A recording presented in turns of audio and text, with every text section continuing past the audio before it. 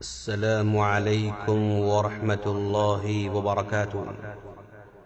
سامعین، ہم جہاں رہتے ہیں اس محلے میں یا آس پاس میں کچھ بچے ایسے ضرور نظر آتے ہیں جن کی عمر لگ بھگ 10-11 سال کی ہوتی ہے۔ صبح کے 10-11 بجے گلی میں کھیلتے ہوئے نظر آتے ہیں، حالانکہ وقت تو اسکول کا ہوتا ہے۔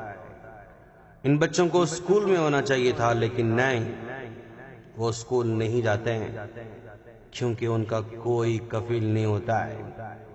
یا تو ان کے باپ کا انتقال ہوا ہے جس کی وجہ سے وہ یتیم کہلاتے ہیں، یا ان کے باپ نے ان کی والدہ کو طلاق دے رکھا ہے جس کی وجہ سے ان کی تعلیمی اخراجات اس کی ماں پورے نہیں کر سکتی ہے۔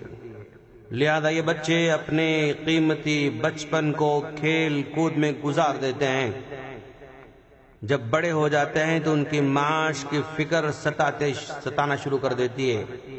پھر یہ لوگ چھوٹے موٹے کام کر کے 2 پیسے کماتے ہیں، لیکن ان کی بنیادی ضرورتیں پوری نہیں ہو سکتی، نتیجے میں جرائم کا سہارا لیتے ہیں۔ دوست، ہم ایک اچھے مسلمان اور اچھے شہری ہونے کے ناطے ان جیسے بے سہارا اور یتیم بچوں کا بھرپور خیال رکھنا ہوگا۔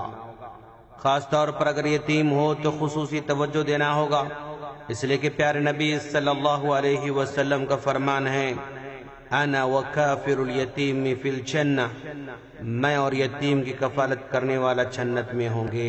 بخاری کی روایت ہے۔ جنت میں ہوں گے کا مطلب جنت میں اس طرح ہوں گے جیسے شہادت کی انگلی اور درمیانی انگلی ایک دوسرے کے قریب قریب ہوتے ہیں، یعنی قرب میں، منزلت میں دونوں کے درمیان بس اتنا فرق ہوگا جتنا ان 2 انگلیوں کے درمیان فرق ہوتا ہے۔ اور بعض کہتے ہیں کہ اس کا مطلب یہ ہے کہ جنت میں داخل ہوتے وقت نبی کا قرب حاصل ہوگا، یعنی دوسرے لوگوں کے مقابلے میں یتیم کی کفالت کرنے والا جنت میں نبی کی رفاقت میں سب سے پہلے داخل ہونے والے لوگوں میں سے ہوگا۔ یتیم سے مراد وہ نابالغ بچے ہیں جن کے والدین یا والد فوت ہو گئے ہیں۔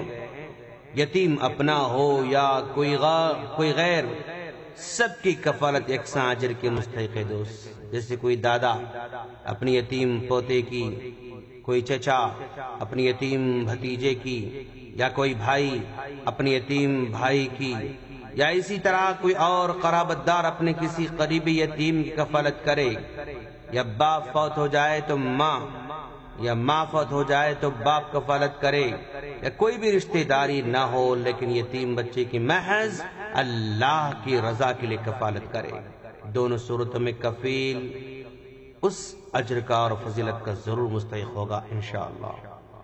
کفالت کا مطلب یہ ہے کہ ان کی نگرانی کرنا، ان کی ضروریات زندگی فراہم کرنا، شفقت سے ان کو پالنا۔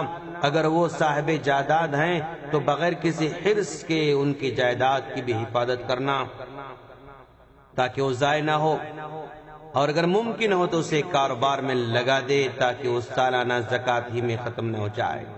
اسی طرح ان کی تعلیم و تربیت کا انتظام کرنا جیسے انسان اپنی اولاد کے لیے کرتا رہتا ہے۔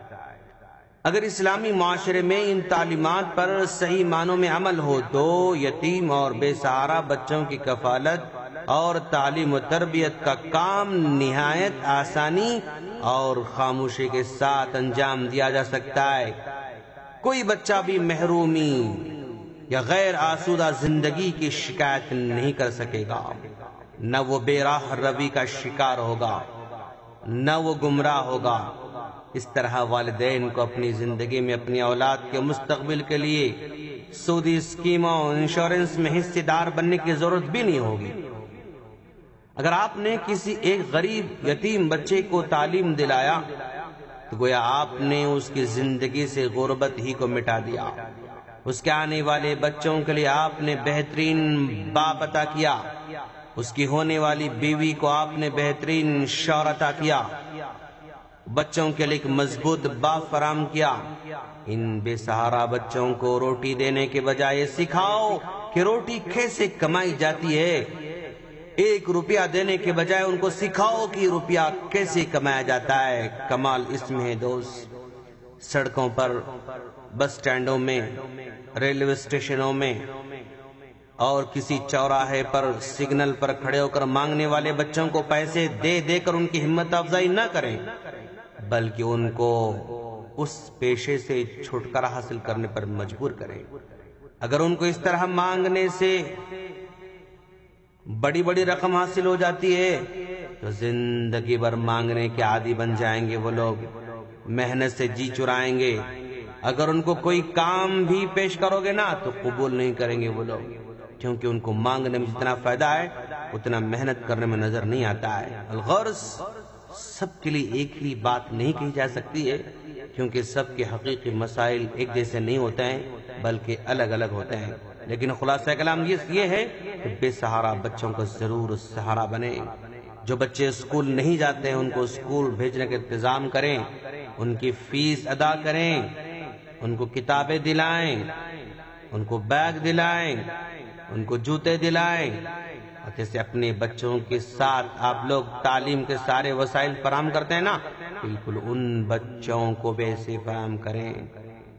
انشاءاللہ اللہ تعالیٰ آپ کی کمائی میں اور ہمارے کام میں ضرور برکت دے گا انشاءاللہ، اور ہم دعا کرتے ہیں کہ اللہ ہم سے کام ضرور لے، اپنی زندگی میں کوئی ایسا کام ضرور لے جس سے وہ راضی ہو جائے، جس سے ہمارے لیے جنت پکی ہو جائے۔ ایسا کام ضرور لے جس کام سے نہ ہمارے بیوی واقف ہوں، نہ ہمارے بچے واقف ہوں، اور نہ ہی ہمارا دوست واقف ہو۔ ایسا کام ہم سے زندگی میں ضرور لے، آمین۔ السلام علیکم ورحمۃ اللہ وبرکاتہ۔